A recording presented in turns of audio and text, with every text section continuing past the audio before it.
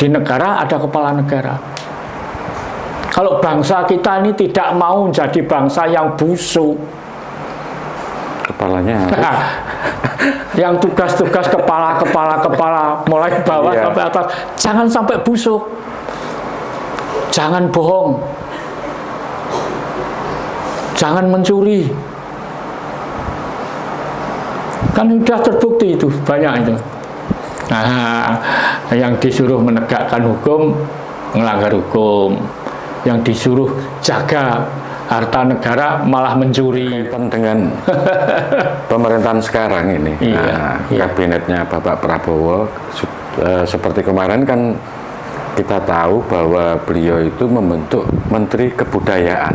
Jadi ini terpisah, khusus untuk Menteri Kebudayaan, kalau tidak salah Pak Fadlizon, kalau tidak salah ini dipisahkan dengan pendidikan. Jadi sepertinya nanti beliau ini fokus untuk ngurusi kebudayaan. Tentang budaya.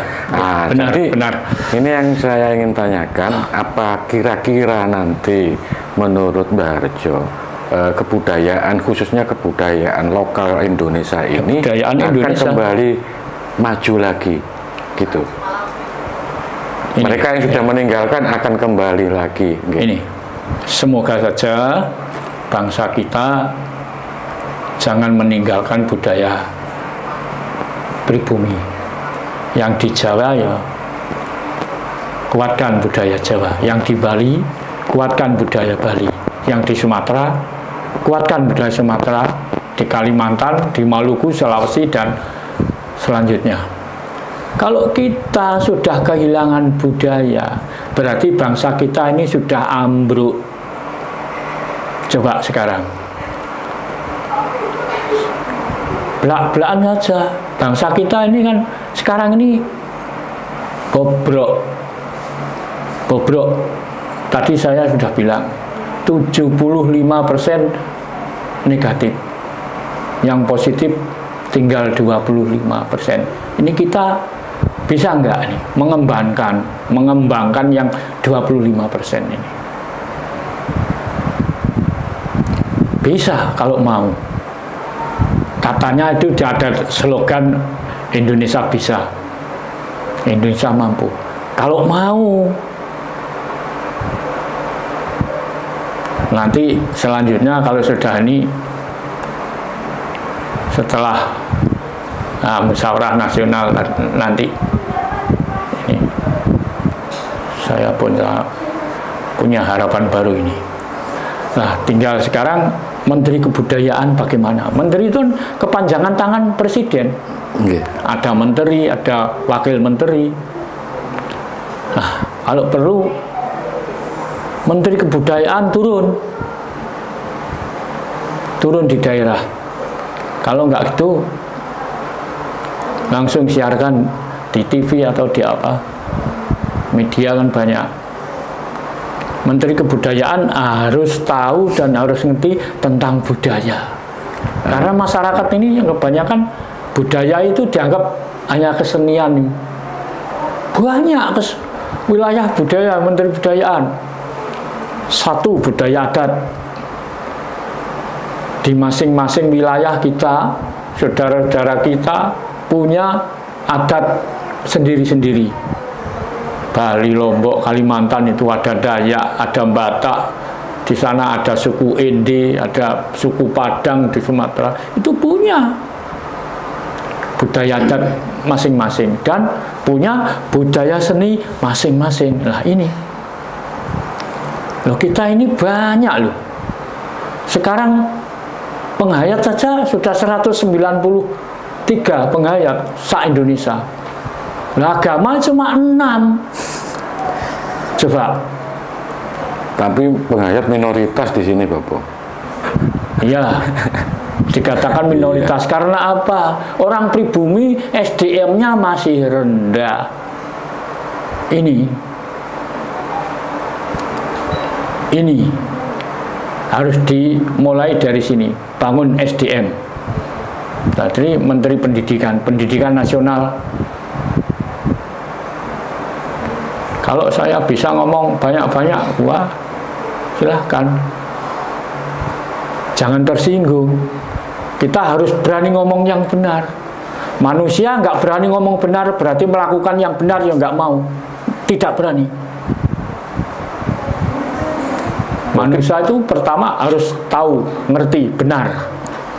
Kalau sudah tahu benar, kita harus serius mempertahankan kebenaran. Yang kedua. Yang ketiga kali, kita harus serius berantas kejahatan. Segala bentuk kejahatan. Nah, kalau kejahatan ini kan bukan orang mencuri aja, bukan orang korupsi. Yang bisa dikorupsi bukan uang aja. Kita ini masih gencar-gencarnya perang ini. Bukan perang fisik tapi moral. Generasi kita ini sudah dijajah moral. Berarti penting kalau misalnya nanti seperti pendidikan moral Pancasila itu harus dibangkitkan kembali. Dimasukkan kurikulum lagi ya. Untung sekarang sudah turun ini, P5 ini. Loh, Barjo kok ngerti P5? Ngerti apa? Kalau saya ngerti apa nggak boleh? Cuman dulu, zaman Pak Harto kan ada P4. Nah, penataran P4. Ya. Cuma sayangnya, zaman Pak Harto, orang penghayat ini boleh hidup tapi nggak boleh berkembang. Itu kelemahannya Pak Harto. Loh iya. Gak boleh maju, boleh hidup tapi tidak boleh maju. Zaman Pak Harto itu kelemahannya, tapi kemakmuran luar biasa. Orang Indonesia bisa kenyang perutnya di waktu Pak Harto. Zaman Pak Karno belum sempat, baru merebut kemerdekaan. Tapi sekarang sudah merdeka, tapi belum lahir batin ini. Merdeka secara fisik aja, moral belum. Anak cucu kita sekarang masih banyak yang dicekoi ini, budaya asing, terutama Arab. Jadi mungkin kalau misalnya diambil kesimpulan dari penjelasannya Mbak Harjo tadi, mungkin kalau melihat prediksinya Mbak Harjo, mungkin budaya Arab, budaya yang dari sana itu suatu saat akan tergerus dengan budaya kita ini, Pak. Nah, bisa juga. Tapi tinggal kita sendiri. Kira-kira masih lama atau sudah dekat atau bagaimana ini, Pak? Ya, maaf ya. Kalau saya ngomong nanti kalau nggak cocok dicemooh orang banyak. Tapi saya paling tidak sudah menerima. Kemungkinan besar budaya Arab ini ya saya nggak bisa mengatakan se-Indonesia, tapi Jawa. Budaya Arab di Jawa ini sudah tidak lama lagi, tidak sampai setengah abad. Bukan kita yang nundung, tapi generasi kita. Nanti ada yang mengerti, ada yang sadar, akhirnya menanamkan jiwa pribumi lagi. Kalau sudah mengerti, kita punya lebih baik timbang dari luar. Nanti generasi kita nggak mau sudah pakai yang pendatang, karena sudah tahu miliknya sendiri, sudah menemukan milik sendiri. Ada istilah Jawa dikatakan gini, timbule watu hitam, itu simbolnya. Itu udah nggak lama lagi kok. Pokoknya ya syukur-syukur kita ini generasi sepadan kita ini masih nanti bisa menyaksikan, ya malah terima kasih. Tapi anak-anak yang sekarang masih umur belasan tahun masih itu waktunya. Nggak sampai 50 tahun budaya Arab sudah habis, tidak ada di Jawa, karena sudah sadar mau pakai miliknya sendiri. Coba tuh sekarang 6 agama ini kan menyebarkan benih-benihnya masing-masing. Nah sekarang yang paling payu di pasar, yang paling gencar dari Arab. Agama itu budaya. Nah sekarang ada apa hubungannya dengan Menteri Kebudayaan? Ngerti apa enggak tentang budaya? Jadi menteri ya harus ngerti, harus tahu. Kalau ada yang mau ditanyakan, silakan turun ke bawah. Jadi jangan enak-enak duduk di kursi empuk di atas. Nah, belusuanlah sekali-sekali. Siapa yang perlu didekati? Karena sebetulnya masih banyak ini. Kita bisa bangkit budaya kita kalau ada dukungan dari pemerintah. Karena negara ini yang paling kuasa pemerintah. Sudah ada kata-kata toh kemarin Pak Presiden kita, Pak Prabowo, ikan busuk itu dari kepala. Yeah. Tidak ada ikan busuk itu dari ekornya. Ikan membusuk dari kepalanya. Di rumah tangga ada kepala keluarga, kepala rumah tangga. Di desa ada kepala desa. Iya. Di daerah kabupaten ada kepala daerah. Iya. Provinsi ya juga ada kepala daerah provinsi. Di negara ada kepala negara. Kalau bangsa kita ini tidak mau jadi bangsa yang busuk, kepalanya yang tugas-tugas kepala mulai bawah sampai atas, jangan sampai busuk, jangan bohong, jangan mencuri. Kan sudah terbukti itu, banyak itu.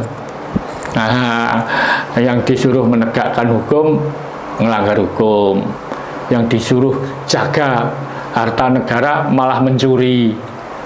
Nah ini kebusukan. Sekarang sudah tidak waktunya kita bersembunyi. Kita harus berani ngomong yang benar. Manusia gak berani ngomong benar, tidak berani melakukan yang benar. Nah, harus ndi dodo, nyoh dodo. Itu. Monggo.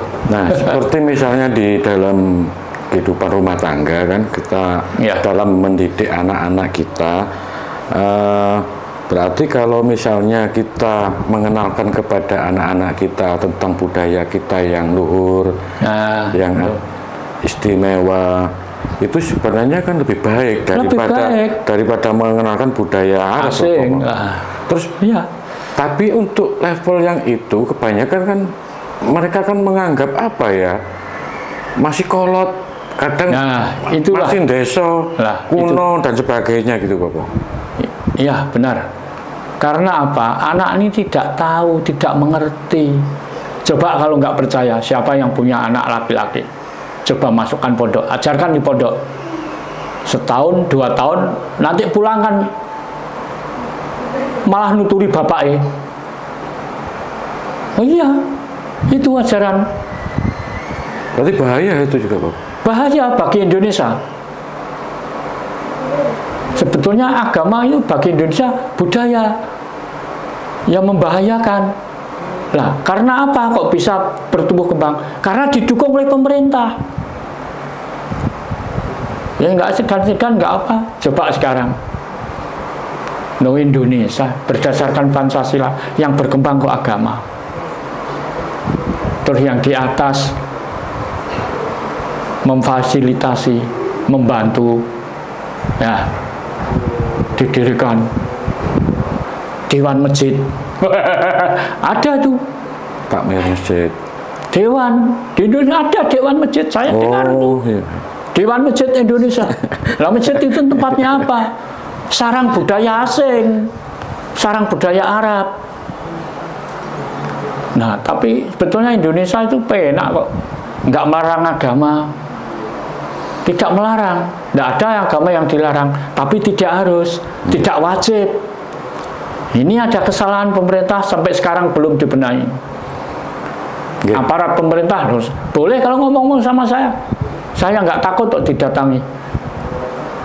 Mungkin untuk yang sesi pertama ini, harapannya Mbak Harjo tentang kepemimpinannya Pak Prabowo terkait masalah budaya ini, kira-kira nanti peran pemerintah dalam menjaga nilai-nilai kearifan budaya Jawa ini agar tak tergerus budaya asing gitu, harapannya bagaimana?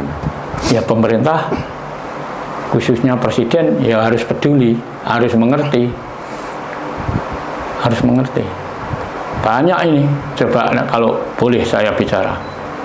Bangsa kita ini sudah dilecehkan dengan bangsa Arab. Loh iya, bangsa kita ini dilecehkan dengan bangsa Arab. Sudah didoktrin ratusan tahun, makanya ini bobrok.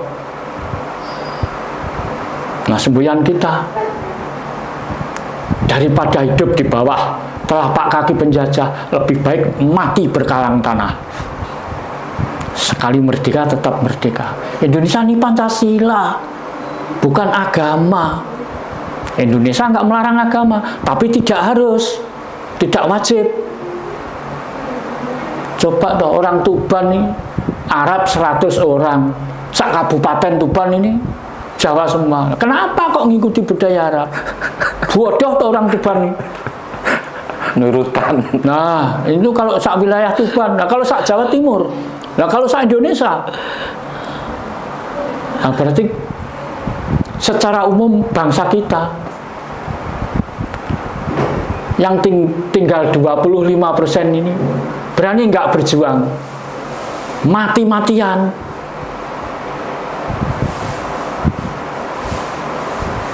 Jangan takut-takut. Wong benar kok takut. Kalau takut jangan ikut. Jadi pengecut aja.